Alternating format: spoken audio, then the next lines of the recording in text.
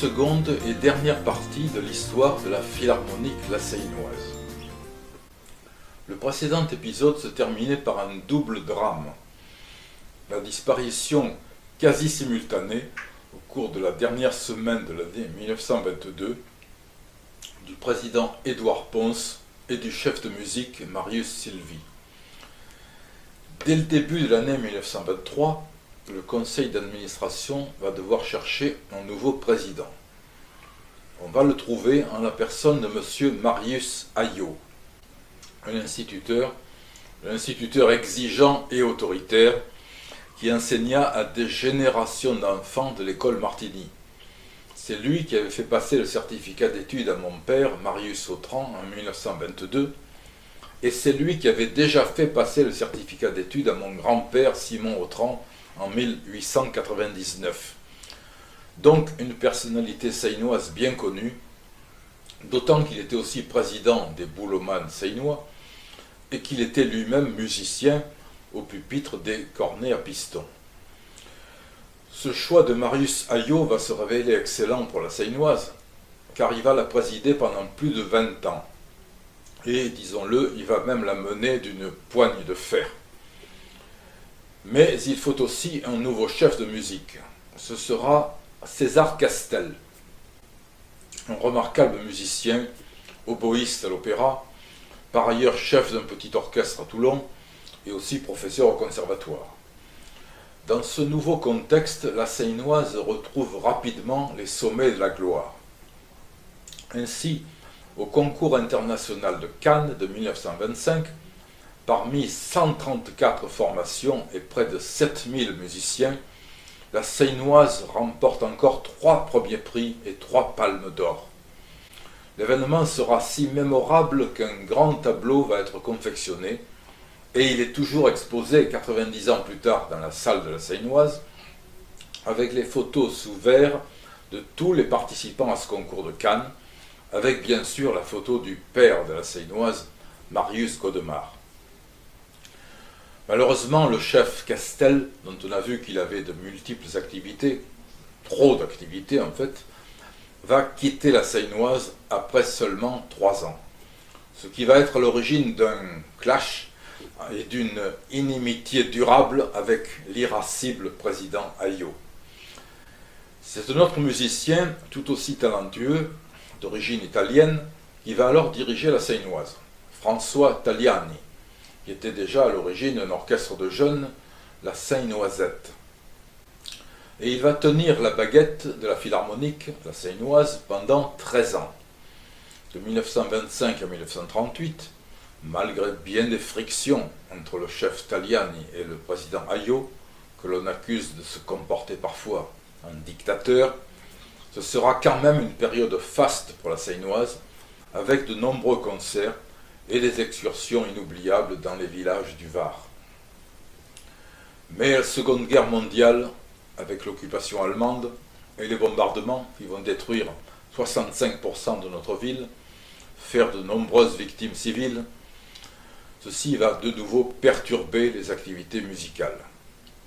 L'année 1944 voit le siège de la seinoise pillé et voit aussi, hélas, disparaître le vieux président Ayau, usé par des années de privation. C'est M. Ferdinand Aubert, un homme distingué et affable, qui lui succède. Mais malgré toutes les qualités et la bonne volonté de ce dernier, la seinoise peine à se relever des années de guerre. C'est l'époque où les relations se tendent avec la municipalité Toussaint-Merle et où la Philharmonique ne participe plus aux cérémonies patriotiques devenues très politiques.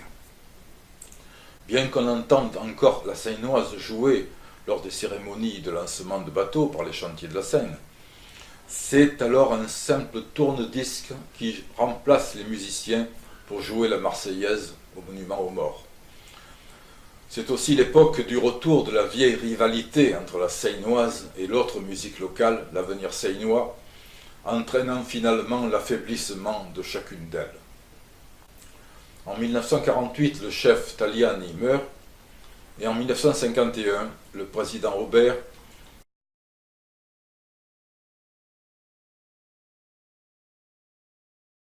dont la santé était fragile. Il faut savoir qu'il avait été gazé pendant la Première Guerre mondiale. Aubert disparaît à son tour. Son successeur sera Marius Guinchard, précédemment clarinettiste et aussi trésorier. Il va présider la Seine-et-Oise pendant 17 ans, et c'est Félix Sauvert qui va assurer la fonction de chef de musique. Mais malgré l'obstination du président Guinchard et tous les efforts du chef Sauvert, malgré encore quelques concerts, festivals et excursions mémorables, les années 1951-1957 n'apportent guère de renouveau et il faut reconnaître que la Seine-et-Oise est sur le déclin. C'est alors qu'une révélation va se produire. En octobre 1958, avec la nomination d'un jeune musicien oboïste, talentueux et fougueux, au poste de chef de musique. C'est Jean Arez. Il n'a que 22 ans lorsqu'il est de retour à la Seine, après avoir été libéré de ses obligations militaires, à la suite de la disparition prématurée de son père musicien, Antoine Arez. Jean Arez trouve une Seine-et-Oise quasiment moribonde. Mais sous sa baguette, Espérance va progressivement revenir. Il faudra cependant attendre l'année 1966, avec la création par la municipalité Toussaint-Merle de l'école municipale de musique, pour assister à une renaissance effective de l'art musical à la Seine. C'est aussi à Jean Arez qui confiait la direction de cette école municipale de musique. Il l'assumera jusqu'en l'an 2000, 34 ans. Il faut rappeler que, simultanément, Jean Arez était devenu titulaire hautbois solo à l'Opéra de Toulon, professeur de musique de la ville de Toulon, puis titulaire du poste de second chef de l'Opéra de Toulon pour les ballets, opérettes, opéras comiques. Grâce à l'école municipale de musique, qui comptera rapidement plus de 300 élèves, grâce à tous ses satellites, car Jean Arez va aussi créer un orchestre symphonique de jeunes, un ensemble de musique de chambre, une chorale, un orchestre de jazz, et j'en passe. Grâce à tout cela, de nombreux jeunes élèves vont redonner du sang neuf à la Seine-et-Oise, tandis que d'autres feront carrière dans d'importantes formations musicales ou enseigneront dans les conservatoires. Et c'est seulement à cette époque que des jeunes filles vont pouvoir entrer à la Seine-et-Oise.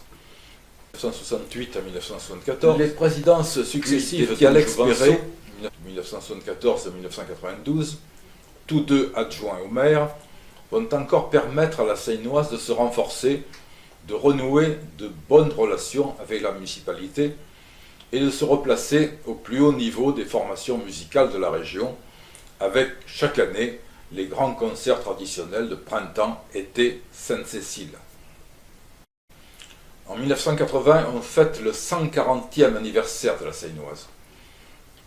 En 1984, Marius Autran, président d'honneur, publie 150 ans d'art musical à la Seine. La Seine-et-Oise est alors l'une des rares musiques de France à avoir un ouvrage consacré à son histoire. À partir de 1992, Jean Arez va assurer lui-même les fonctions de président, tout en conservant la baguette, c'est-à-dire la fonction de chef de musique, qu'il assure toujours aujourd'hui, rappelons-le, sans interruption et à la satisfaction de tous depuis 1958, bientôt 57 ans. Et avec quel talent et avec quel brio!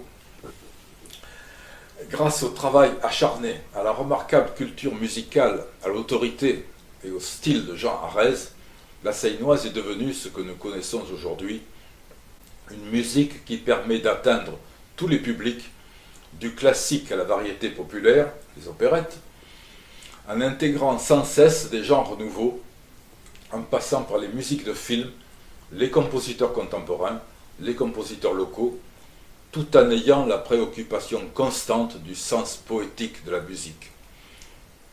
Un répertoire certainement plus varié et équilibré que celui des harmonies des villes voisines, et toujours des concerts d'une grande qualité, faisant l'objet de commentaires élogieux de la part de la presse locale.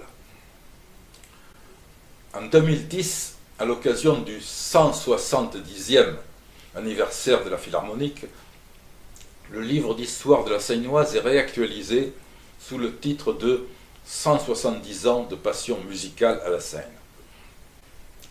En 2011, c'est un changement important de stratégie. À côté de l'orchestre d'harmonie, sont créés plusieurs ensembles musicaux coordonnés par Frédéric Denoyer, notamment un orchestre de chambre, un ensemble de flûtes, un ensemble de guitares et un ensemble varié dit Cacophonix, qui donnent maintenant leur propre concert et contribuent encore davantage à l'animation du centre ancien de notre ville.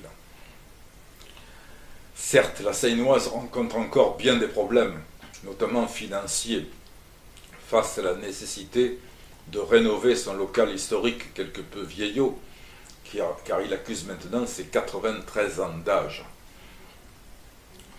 Mais comme gros problème, il faut aussi rappeler l'absence de salles de concert dignes de la seconde ville du Var, et surtout les conséquences imprévues de la création en 2003 du Conservatoire national à rayonnement régional, qui a privé la Seine-et-Oise de sa principale source de jeunes musiciens, comme c'était le cas du temps de l'école municipale de musique. Cependant, grâce à son président et chef de musique, Jean Arez, à son chef adjoint, Laurent Canavesio, ses administrateurs, sa soixantaine de musiciens et ses solistes, tous bénévoles, notre vieille dame de 175 ans reste aujourd'hui bien ancrée dans notre ville et entretient de très bonnes relations avec les autres harmonies locales. Elle continue de donner une douzaine de concerts par an, avec entrée gratuite, et participe aux fêtes et à l'animation de la ville de la Seine, à la fête de la musique et aux cérémonies patriotiques. Soyons donc admiratifs devant la pérennité et la réussite de notre philharmonique, qui a tant contribué au développement de l'art musical à la Seine. Citons donc pour conclure un paragraphe du livre de Marius Autran, « Honneur à l'art musical, cette école de discipline, cet art merveilleux qui procure des joies simples, des émotions sans cesse renouvelées, ce langage universel qui se propose de répandre parmi le peuple le goût du beau, cette nourriture essentielle pour le bonheur des individus, à qui elle donne le sens de l'universel. » Et citons aussi l'écrivain espagnol Cervantes, qui avait écrit en son temps « Où il y a de la musique, il ne peut rien y avoir de diabolique ». Honneur à toutes les associations seinoises qui, chacune à sa manière, défendent et propagent l'art musical, mais avant tout, honneur à la plus ancienne de toutes, celle qui a certainement donné naissance à toutes les autres, honneur à la Seine-et-Oise.